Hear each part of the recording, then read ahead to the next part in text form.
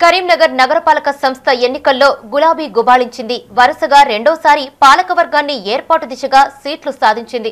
నగరపాలక సంస్థలోని 58 డివిజన్లకు గాను అత్యధిక స్థానాలు టీఆర్ఎస్ 33 డివిజన్లలో గెలిచి మొదటి స్థానంలో నిలవగా రెండవ స్థానంలో బీజేపీ నిలిచింది. ఇక కాంగ్రెస్ మాత్రం ఉనికి కోల్పోయింది.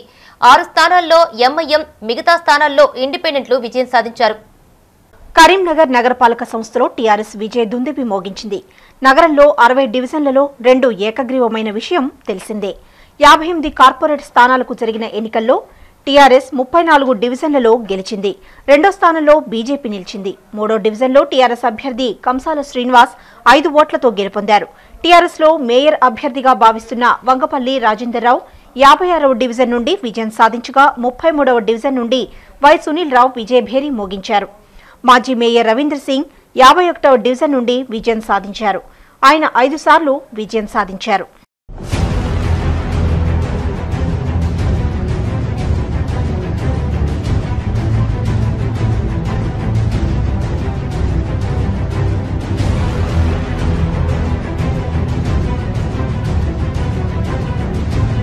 టీఆర్ఎస్ నుండి గెలిచిన వారిలో సగానికి పైగా కొత్తవారు ఉండడం విశేషం. గతంలో కాంగ్రెస్ నుండి గెలిచిన కార్పొరేటర్లు పలువురు ఈసారి టీఆర్ఎస్ నుండి పోటీ చేసి విజయం సాధించారు. విలీన గ్రామాల్లోనూ టీఆర్ఎస్ హవా కొనసాగింది. 7వ డివిజన్లో సదాశివపల్లి కలవుగా ఇక్కడ టీఆర్ఎస్ అభ్యర్థి ఆకుల పద్మ, 8వ డివిజన్ పరిధిలో అలుగునూరు ఉండగా ఇక్కడ స్వతంత్ర అభ్యర్థి బలమైన పోటీ ఇచ్చారు. రేకుర్తి పరిధిలోని 18వ డివిజన్లో నందేలి మధుహ ఓటమి చెందారు.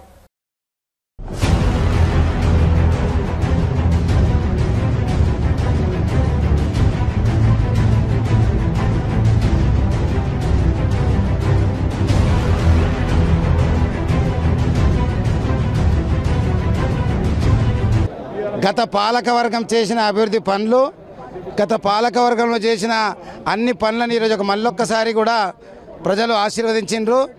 గత పాలకవర్గం చేసుకున్న నిర్ణయాలను, అభివృద్ధిని చూసి అలానే గౌరవ ముఖ్యమంత్రి కేసీఆర్ గారి నాయకత్వాన వారు తీసుకున్న సంక్షేమ పథకాలు, వారు ప్రతి సంవత్సరం 100 కోట్లు ఈ నగరానికి ఇవ్వడం, గంగుల కమలాకర్ గారు వారి దగ్గరికి వెళ్ళి 100 కోట్లు తీసుకురావడం, అలాగనే స్మార్ట్ సిటీలో గౌరవ మంత్రివర్యులు మన వినోద్ కుమార్ గారు, అలాగనే కేటీఆర్ గారు మున్సిపల్ మంత్రి వారి నాయకత్వాన ఈరోజు బ్రహ్మాండంగా కరీంనగర్ నగరం మొత్తం కూడా గులాబీమయం అయిపోయింది.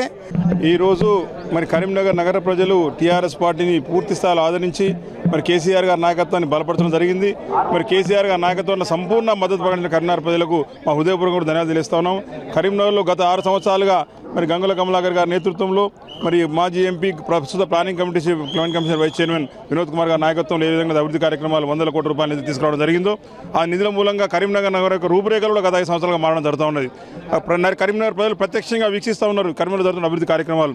ఏ విధంగా రోడ్ల నిర్మాణం జరుగుతూ ఉన్నది, ఏ విధంగా డ్రైనేజ్ వ్యవస్థ నిర్మాణం జరుగుతూ ఉన్నది, ఏ విధంగా మంచినీటి వసతి సంగమైన సౌకర్యాలు కల్పించే ప్రయత్నం జరుగుతూ ఉన్నాయి, ఏ విధంగా ప్రధాన రహదారులు సుందరీకరణ చేయడం జరిగింది. 56వ డివిజన్ నుంచి టీఆర్ఎస్ పార్టీ అభ్యర్థిగా నేను విజయం సాధించడం జరిగింది. ఈ విజయానికి ముఖ్య కారకులు మన ముఖ్యమంత్రి వాళ్ళు కేసీఆర్ గారు చేస్తున్న సంక్షేమ పథకాలు కానివ్వండి, వారు చేస్తున్న అభివృద్ధి పనులు కానివ్వండి, మన యువ నాయకులు కేటీఆర్ గారు వారు పార్టీని ముందుండి నడిపించడం, వారు చేస్తున్న అభివృద్ధికి మన planning commission vice chairman Boinapally Vinod Kumar గారు చేసిన అభివృద్ధి కానివ్వండి, మన మంత్రివర్యులు గంగుల కమలాకర్ గారు చేసిన కరీంనగర్ అభివృద్ధిని, వారు చేస్తున్న అభివృద్ధిని, చేయబోయే అభివృద్ధిని, వారు ఇచ్చిన హామీని ప్రజలు గట్టిగా నమ్మి ఈ రోజు నా విజయానికి వారందరూ కారకులు. వారు చేసిందే ఈ విజయం. నా 56వ డివిజన్ ప్రజలందరూ నాకు నమ్మి నాకు మద్దతు తెలిపి నాకు ఘన విజయం సాధించడానికి కారకులైన ప్రజలందరికీ నా హృదయపూర్వక నమస్కారాలు. తెలంగాణ రాష్ట్రం ఏదైతే చేపడుతుందో ప్రజలు కూడా దానికి వెన్నుదండుగా ఉండి ప్రభుత్వానికి ఎప్పటికి కూడా సపోర్ట్ చేయాలనే ఆలోచనతోని అభివృద్ధి జరగాలంటే తెలంగాణ ప్రభుత్వం ఉంటేనే మనం బతకగలుగుతామనే ఆలోచనతోని ఈరోజు సీప్ చేసినటువంటి ఘనత మరి కేటీఆర్ గారి కనుసనుల్లో నడుస్తున్నటువంటి నగరపాలక సంస్థలే కానీ మున్సిపాలే కానీ మరి ఏదైతే ఉన్నో రాష్ట్రానికి సంబంధించినటువంటి పురపాలక చట్టాలను కూడా సవరణ చేసి మరి అభివృద్ధి పథంలో నడిపించాలనే ఆకాంక్షతోని మన గౌరవనీయులైన మన కరీంనగర్ మంత్రి గారు కూడా గంగుల కమలాకర్ గారు కూడా చేపడుతున్నటువంటి అభివృద్ధి కార్యక్రమాలను చూసి ఇక్కడి కరీంనగర్ పట్టణ ప్రజలు కూడా టీఆర్ఎస్ ప్రభుత్వానికి అనుగుణంగా ఉండి ఓటేసి గెలిపించినందుకు మరి ప్రభుత్వానికి కూడా మేము రుణపడి ఉండి మరి కృతజ్ఞత తెలుపుతా ఉన్నాం. నా పేరు కోల మాలతి సంపత్, 6వ డివిజన్ నుంచి కంటెస్ట్ చేశాను. నా గెలుపుకు సహకరించిన అందరు అభ్యర్థులు, కార్యకర్తలు, ఓటర్లకి ధన్యవాదాలు. నా గెలుపు వెనుక కేసీఆర్ స్కీమ్సే ఉన్నాయి. ఆయన అమలుపరిచిన పథకాలతోనే ప్రజల్లో, ఓటర్స్లో ఆ నమ్మకం కలిగింది. అందుకే నన్ను గెలిపించారు. Thank you. తెలంగాణ రాష్ట్రంలో ఇది రెండోసారి ఎన్నికలు జరిగినాయి. ఈసారి కూడా మన తెలంగాణ ముందస్తు ఉంది.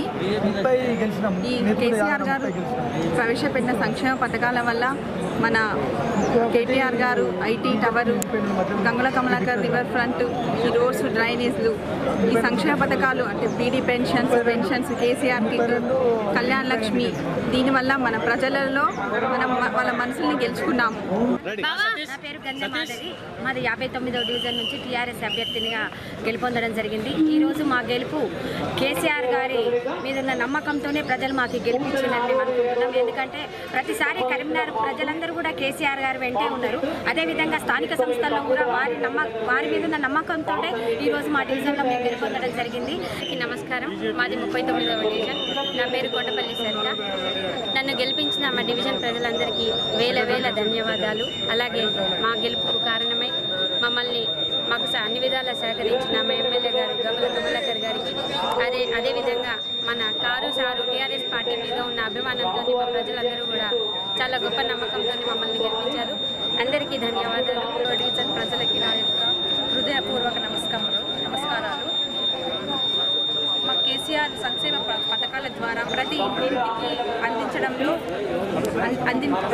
జరిగింది. ఎందుకంటే వారి నమ్మకంతో మేము అనేది గెలిచాము. వాళ్ళకు అభివృద్ధి చేయడం ఖచ్చితంగా జరుగుతుంది. ఎందుకంటే వాళ్ళతోటి మేము ఎప్పటికీ రుణపడి ఉంటామని తెలియజేస్తూ, కరీంనగర్ మున్సిపల్ కార్పొరేషన్లో 24వ డివిజన్ ఎస్టీ జనరల్ అయింది. టీఆర్ఎస్ అభ్యర్థిగా పుర తిరుపతిని నన్ను గెలిపించిన 24వ డివిజన్ ప్రజలందరికీ ఆశీస్సులతోనే మన వార్డును అభివృద్ధి చెందడానికి అవకాశం ఇచ్చిన ప్రజలందరికీ, నా డివిజన్ ప్రజలందరికీ పేరు పేరున ధన్యవాదాలు.